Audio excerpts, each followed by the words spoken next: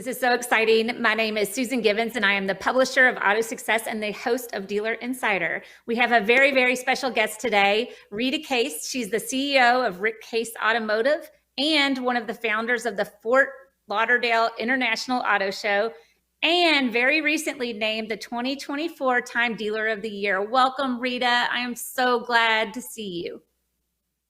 Thank you. I really appreciate it. I'm looking forward to talking to you again, Susan. First off, congratulations on the award at NADA. That is incredible. What was it like for you to receive that?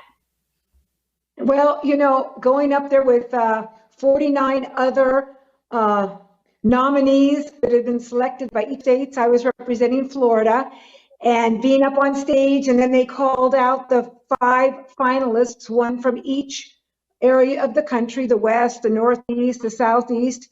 When they called my name for the Southeast region, you know, I come forward with the other 4 gentlemen, and then they bring out a big envelope, just like the Oscars, and they go, and the winner is, and it was Jessica from the CEO of Time Magazine. She was the one that had the envelope, and when I heard the Rita, of course, I was like, oh my God, it's me. I mean, for 45 years, I've gone to NADA, and I've walked the hall, the lobby, and the hallway there at NADA, and I've always seen the portraits lined of all the nominees that were going up for the national award. And I used to say, one day my portrait's going to be on there. And here it is, 45 years later, and Florida nominated me, and I just was so happy to bring home the gold to Florida.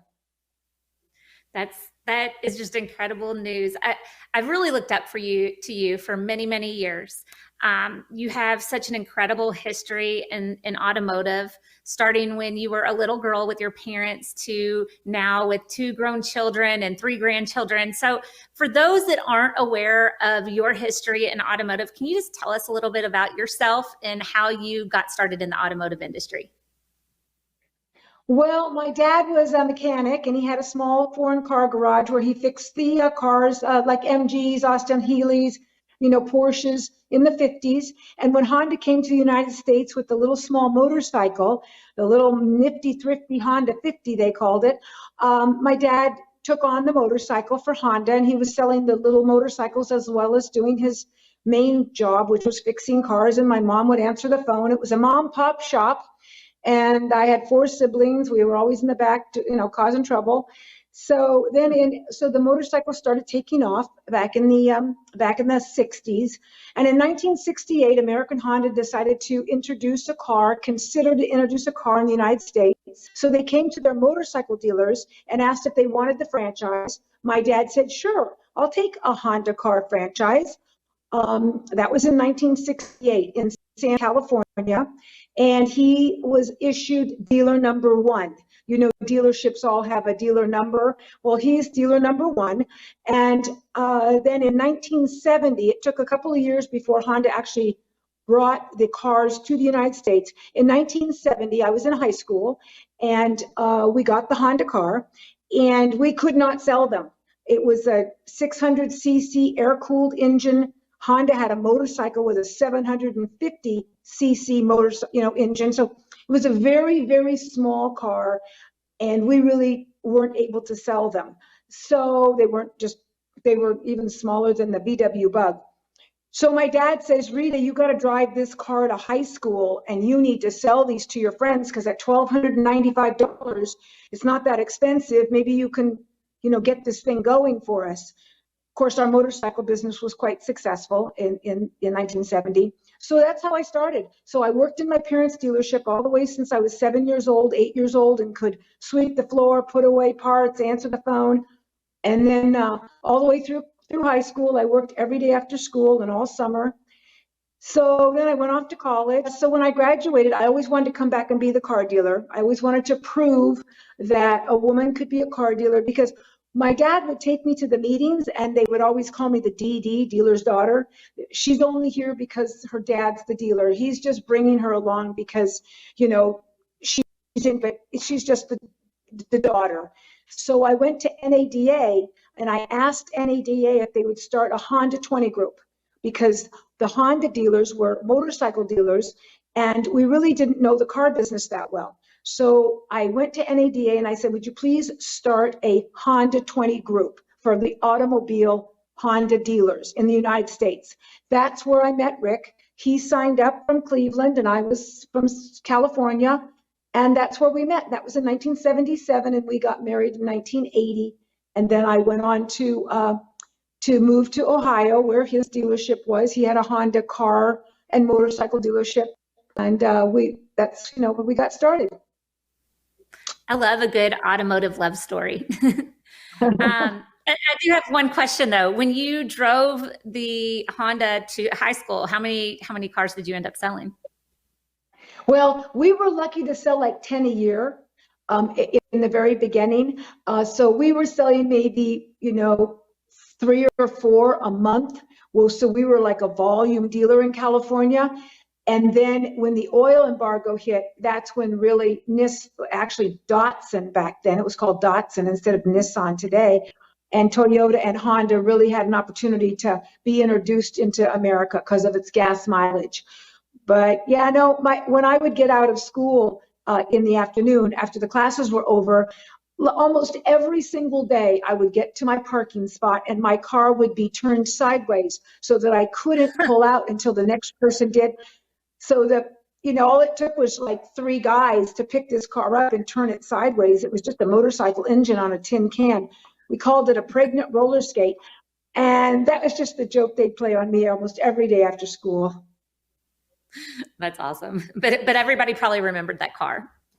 Yeah, we still have the only 2 never been driven, 0 miles of those originals. There was an N600, which was the square, and then there was the Z600, which had the hatchback. And so we still have the only 2. Even American Honda doesn't have a brand new one of each model. We saved them off the truck. We said, you know what? This car is going to be a collector's piece. So are they at your dealership now displayed? I have them in a storage area where we have all the memorabilia of American Honda. We have an area like a warehouse where we have all when Mr. Honda came to visit us, all the pictures, the trophies, all of that. We have it displayed, not at the dealership, but at another building. That is so neat. That is so neat. So to be considered Time Dealer of the Year and to get that award, the judges look at your philanthropic contributions, and you guys have a lot of those. What are some that you're most proud of, and what drives your commitment to those causes? Well, I'd say the first, which I'm very proud of, was in 1981. We had 14 motorcycle and bicycle moped stores throughout Ohio, from Cincinnati all the way up through Cleveland. And we were the largest retailer of bicycles. We actually had our bicycles made in France and brought over so that we could compete very, very competitively on the prices with the Motobacan. But so that's a whole different story. But anyway, every year we would see all the kids coming in wishing they could have a bicycle. So in 1981, Rick and I said, you know what, let's ask the community. If they have a bicycle they no longer need in their garage, either their child has outgrown it or they just aren't using it anymore, to bring it to one of our motorcycle bicycle stores. We would fix it up and we would get it to a child in time for the holidays that wouldn't have the opportunity to have a bicycle of their own. So we call that the Rick Case Bikes for Kids. We're in our 42nd year. We've given well over 125,000 bicycles over the years. We do it at all of our dealerships, and we start on October 1st and we give all the bicycles away by December 25th. And I'm very proud of that because it's a win-win. The community is so excited to participate in a charitable contribution without really having to do much work. All they had to do was bring their bicycle, drop it off at the dealership that they no longer need. And they felt great about it. And then we got it to the Boys and Girls Clubs, churches, public school systems, places where a child that would want a bicycle. And we know the freedom of a bicycle. I mean, my first Schwinn. It was a beautiful royal blue, and it's just a freedom to have a bicycle. So that was one of them. And then the other underlying, we do a lot with, like you said, with so many different organizations, but when you look at the underlying foundation of our mission, Rick's and my mission was education. We believe that education is the greatest gift that you can give someone at any age. And if they have an education, that is the first door opened for opportunity, where they can have choices, they can follow their passion. So we got on the ground floor of many different organizations that supply the opportunity to further education. The Boys and Girls Club is one. Our mission at the Boys and Girls Club is to get that second grader to third grade on time, third grade to fourth grade on time. And at Boys and Girls Clubs where they don't have a lot of support at home because their parents are working, or they're just a single parent, or they're with their grandparents, we become their after school homework. We become that parent for their education. Very cool. Getting back to business and your career, what have been the toughest challenges you have faced, and how did you overcome them? Well, I would say that, in the very beginning, just being a female in the auto industry and getting respect, being able to walk into the room, which I still do today. The majority of the time, I am the only dealer in the room that's a female. So that has been a challenge, but I've really overcome it many years ago. But that was a starting challenge for sure, especially being so young. When I got that 20 group started, I was, of course, the youngest person in the room because I was only 21. Everybody else in the room was a dealer, a man and a dealer, married, and here I am, the single 21-year-old saying, I want to learn about how to sell Hondas so I can be a great Honda dealer. So the challenges have gone along. And then when I married Rick, I just had basically overcome being the quote dealer's daughter in town to now I was the dealer's wife. So I really had to start all over again because he had a great business in Northeast Ohio with some motorcycle stores. We grew it a lot bigger. And so I worked in the office as the CFO because that was natural for me. I was always really great with the financing and with the expenses. And then pretty quickly, I'd say in 2 years, I became the COO. And so Rick was the CEO and I was the COO. And then we went from there.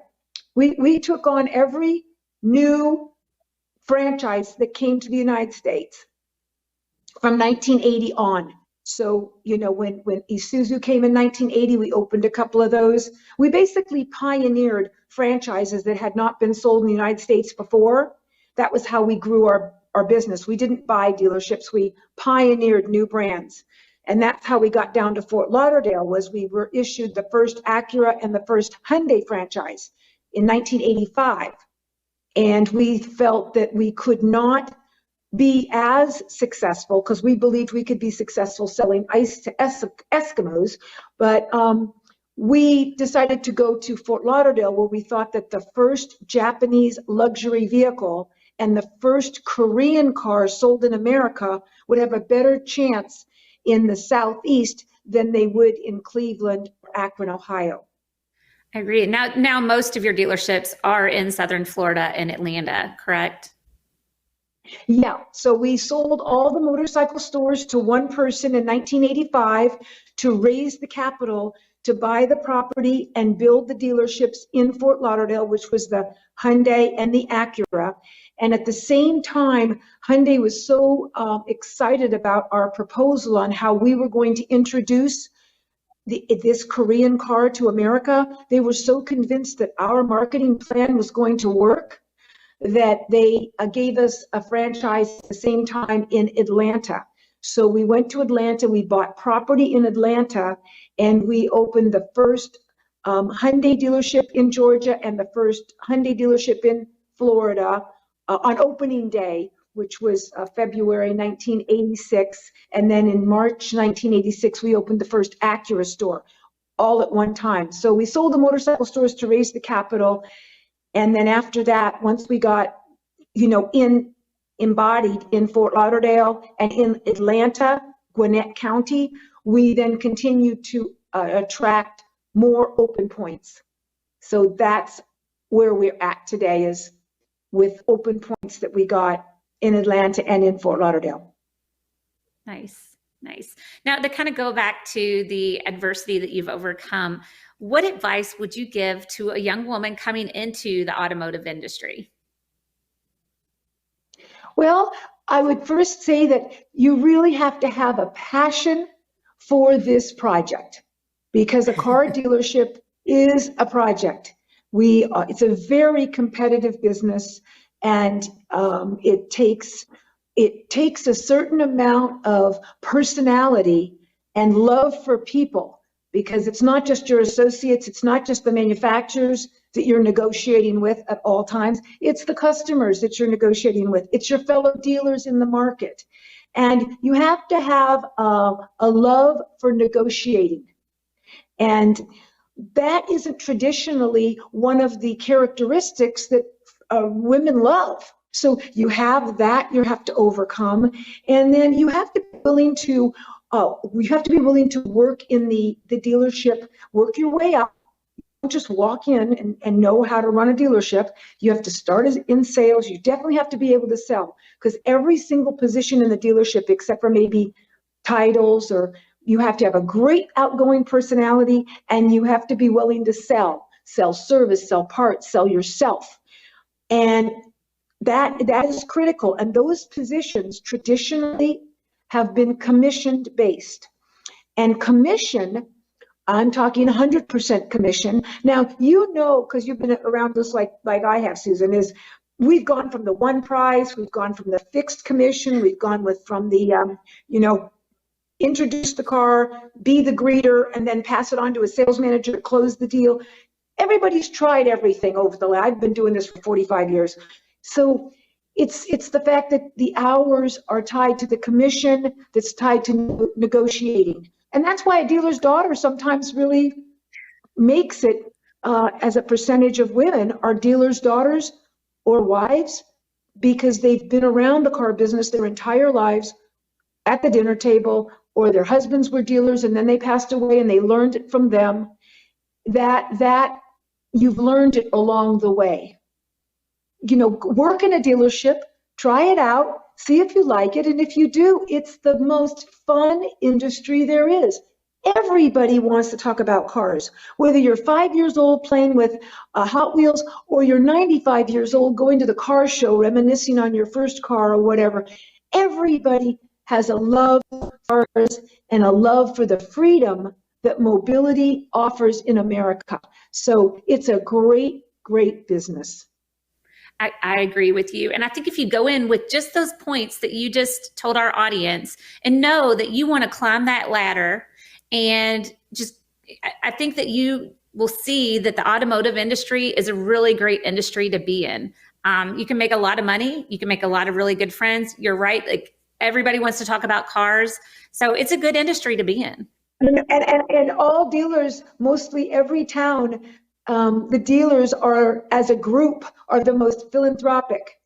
So they're yes. involved in all organizations, whether it's Little League all the way up through supporting the hospital, or Women's in Distress, or American Cancer, Habitat for Humanity. There's so many things. Car dealers always are very, very philanthropic and generous in their communities.